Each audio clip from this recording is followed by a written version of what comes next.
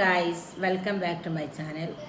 ഇന്ന് ഞാനിവിടെ ഒരു ഉള്ളി ബജിൻ്റെ റെസിപ്പിയുമായിട്ടാണ് വന്നത്. അപ്പോൾ നല്ല ക്രിസ്പി ആയിട്ടുള്ള ഒരു ബജിയാണ് ഞാനിവിടെ ഉണ്ടാക്കാൻ പോകുന്നത്.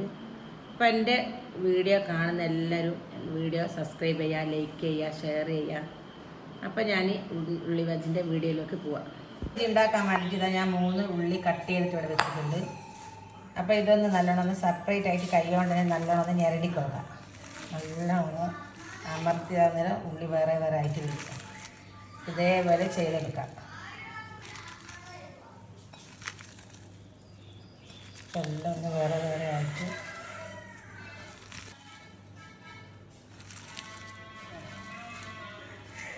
അപ്പോൾ ഇതെല്ലാം ഉള്ളി സെപ്പറേറ്റ് ആയിട്ട് എടുത്തിട്ടുണ്ട്. ഇതിലേക്ക്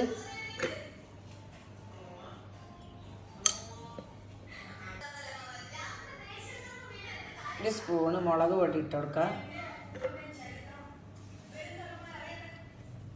ഒരു 1/4 സ്പൂണ്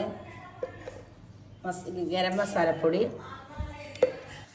ഒരു സ്പൂണ് മല്ലിപ്പൊടി. ഇതാ ഒരു കപ്പിൻ്റെ അത്ര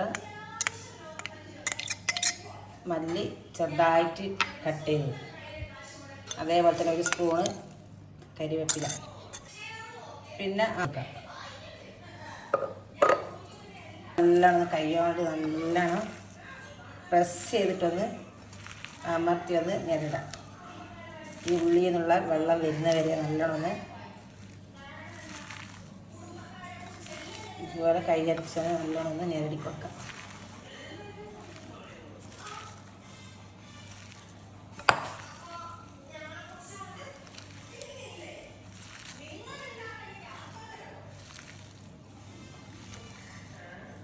ഒരു പിഞ്ച് കായപ്പൊടി ഇട്ട് കൊടുക്കാം. കടലപ്പൊടി,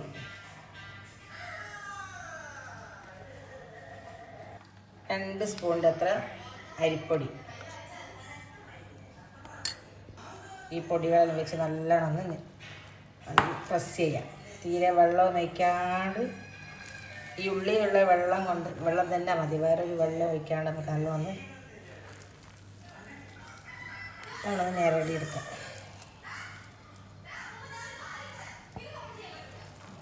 നമ്മളിതാ ഉള്ളി ബജിൻ്റെ മാവ് ആ വെള്ളവും തീരെ ഇതിൽ ഞാൻ ഒഴിച്ചിട്ടില്ല. അപ്പോൾ ആ ഉള്ളിയിലുള്ള വെള്ളം കൊണ്ട് തന്നെ ഇതാ നല്ലോണം നേരെ കുഴച്ചെടുത്തിട്ടുണ്ട്.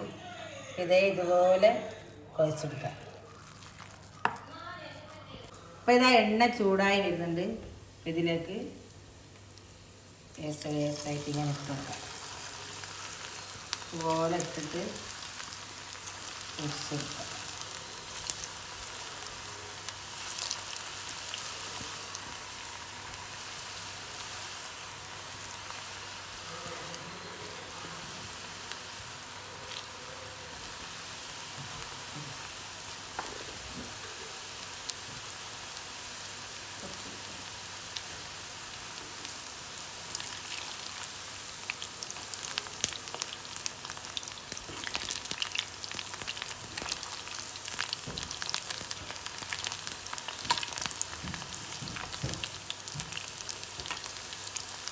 പൊരിഞ്ഞ് വന്നിട്ടുണ്ട്. ഒന്ന് കോരിയെടുക്കാം.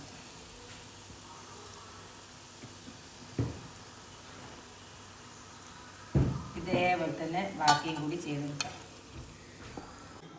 അപ്പം നമ്മളിതാ ഉള്ളി ബജി നല്ല ക്രിസ്പി ആയിട്ടുള്ളതാ ഉള്ളി ബജി ഞാനെല്ലാം പൊരിച്ചെടുത്തിട്ടുണ്ട്.